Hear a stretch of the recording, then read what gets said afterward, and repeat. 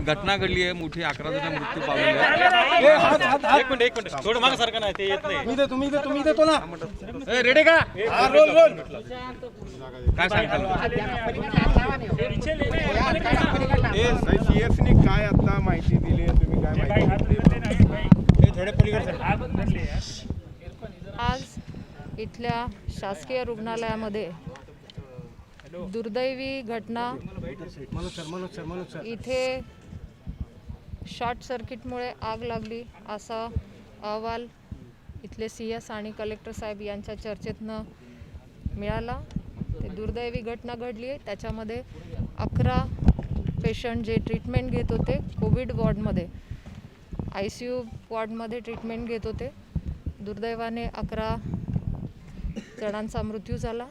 बाकीचे 6 पेशंट आहेत ज्यांना आता आम्ही बघितलं, त्यांची प्रकृती स्थिर आहे. त्यांना तात्काळ सगळ्यांना बाहेर काढण्यासाठी युद्ध पातळीवर जेव्हा ही 11 वाजता घटना घडली तेव्हा सगळा इथला स्टाफ, डॉक्टर्स त्यांनी हलवण्यासाठी लगेच प्रयत्न केले. परंतु दुर्दैवाने एकीकडे कोविडची झुंज देत होते आणि ही घटना पण घडली आणि 11 जणांनी जीव गमावला. यासाठी मी त्या कुटुंबियांकडे, त्या कुटुंबियांप्रती शोक संवेदना प्रकट करते ज्यांनी त्यांचे जीव गमावले, आणि जे जखमी आहेत ते तात्काळ लवकर बरे होतील यासाठी आमची टीम काम करते आहे आणि ईश्वरालाही प्रार्थना करते की हे लवकर बरे होतील.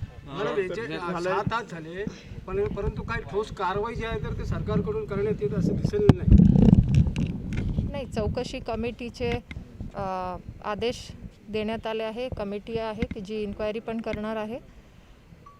सरकारी स्तरावरून राज्य सरकार देखील काही निर्देश देतील. केंद्र सरकारच्या माध्यमातून केंद्रीय मंत्री आदरणीय मनसुखभाई मांडविया यांच्याशी देखील चर्चा झालेली आहे. त्यांनी देखील आदेश दिलेले आहेत की चौकशी तात्काळ करून त्याचा रिपोर्ट पण केंद्र सरकार. सिव्हिल सर्जन जे आहेत ते वादग्रस्त आहेत.